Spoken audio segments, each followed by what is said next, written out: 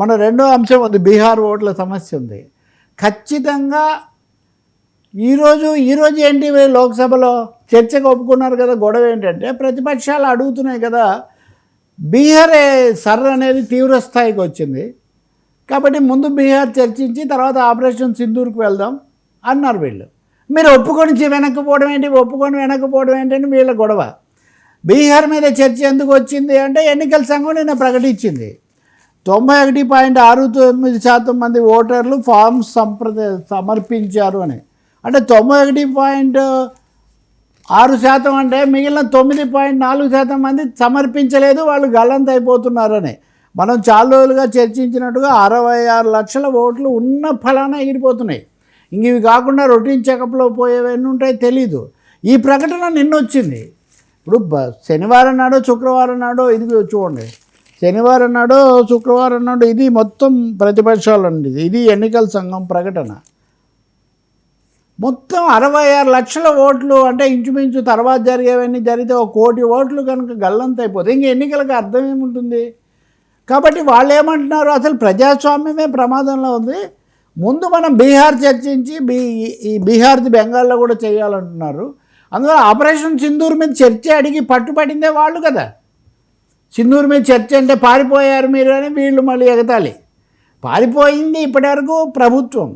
బీహార్ది ఇంత పెద్ద పిడుగుపడినట్టుగా ఏదో అంటున్నారులే, నిజంగా ఎక్కడికి పోతాయి ఓట్లు అని అందరికీ ఎంతో కొంత నమ్మకం ఉన్నది మన ఎన్నికల వ్యవస్థ మీద, ఎన్నికల సంఘం మీద. కానీ ఎన్నికల సంఘం మొన్న రాత్రి వాళ్ళు ప్రకటించేశారు, ఇదిగో ఈ 9.4% మంది 8.4% మంది మాకు ఇవ్వలేదు, వీళ్ళందరి ఓట్లు పోతున్నాయి, ఇవి 66 లక్షలు అవుతుంది. 66 లక్షల ఓట్లు ఒక్క కలంపోటుతో తీసేస్తుంటే ముందు దాన్ని చర్చించమని అడుగుతారు కదా. బీహార్ ఎన్నికలు అక్టోబర్లో జరగాలి, చాలా కీలకమైన ఎన్నికలు. కాబట్టి అదే అయిన తర్వాత మనం ఆపరేషన్ సింధూర్ మాట్లాడదామని వాళ్ళు అంటుంటే మీరు చర్చించి అడ్డం తిరుగుతున్నారు, వెనక్కి పోతున్నారు, ఇది చాలా అవమానకరమైన విషయం అని వాళ్ళ మీద దాడి చేస్తున్నారు. అంటే ఇక్కడ కనబడేది ఒకటే, కనబడేది ఏంటంటే మీకు ఎందుకు సార్ దీని మీద చర్చ, మీకు ఎలాగో ఇష్టం లేదు కదా అంతకుముందు. కాబట్టి ఏదో ఒక విధంగా ఇప్పుడు బీహార్ ఓట్ల మీద చర్చ జరగకుండా ఉండటం కోసమే హఠాత్తుగా ఆపరేషన్ సింధూర్ చర్చకు ఒప్పుకున్నారేమో అనేది అయితే ఒక పెద్ద సందేహం కలుగుతుంది. ఈ చర్చలో ప్రధాని కూడా పాల్గొంటారు, రాజ్నాథ్ సింగ్ మొదలు పెడతారు, ఇవన్నీ అన్నారు. బహుశా ఇప్పుడు మళ్ళీ పార్లమెంటు పునఃప్రారంభం అవుతుంది. పునఃప్రారంభం అయిన తర్వాత మళ్ళీ ఏం జరుగుతుందో మనం చూడాలి. ఒక యుద్ధమే జరుగుతుంది పార్లమెంట్లో ఖచ్చితంగా. వర్మ ఈరోజే హిందూలో వాళ్ళు లీడ్ స్టోరీ కూడా రాశారు పెద్దది. 70% మంది వలస కార్మికులు మైగ్రెంట్ లేబర్కు బీహార్లో అసలు ఈ పత్రాలు ఉంటాయనే తెలియదంట పాపం. పత్రాలు ఉంటాయనే తెలియదు, ఆ పత్రాలు సమర్పించలేదు కాబట్టి 8% మందిని తీసేస్తున్నారు. సో అంతకుముందు ఈవీఎంల మీద జరిగిన చర్చ ఎంత తీవ్రమైందో, ఈ ఇష్టానుసారం ఏకపక్షంగా 10% మంది దాకా ఓటర్లను తొలగించడం పెద్ద ఘోరమైన దాడి. ఇదే జరిగితే కనుక రేపు ఏ రాష్ట్రంలో అయినా కానీ ఈ పేరుతో ఎన్నికల సంఘం తీసేస్తానంటుంది, ప్రభుత్వం ఏమో సమర్థిస్తుంది, సుప్రీంకోర్టు ఏమో చర్చించదు, ఇంకా ఎన్నికల వ్యవస్థ పరిహాసమైపోతుంది. కాబట్టి విదేశాంగ విధానము, దేశ రక్షణ విషయంలో ఆపరేషన్ సింధూర్ ముఖ్యమైనది కాబట్టి ప్రతిపక్షాలు పోట్లాడి చర్చ పెట్టుకున్నాయి. ఇంత లోపల ఇది వచ్చిన పులి మీద పుట్టులాగా ఇది వస్తే దీన్ని చర్చిద్దాం అంటున్నాయి. దీనికైనా చర్చే కదండి, ఎందుకు అడ్డం తిరగాలి, ఎందుకు వెనక్కి పోవాలి?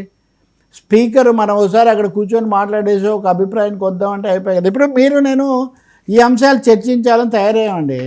మనం ఈ పేపర్ తయారు చేసినప్పుడు అది జరగలేదు. పహల్గామ్ ఉగ్రవాదుల కాల్చివేత జరగలేదు ఉదాహరణకు. జరిగిన తర్వాత మీరు ముందు అది చర్చించారా, లేకపోతే నేను లిస్టులో లేదు కదా అంటే మీరు ఒప్పుకుంటారా?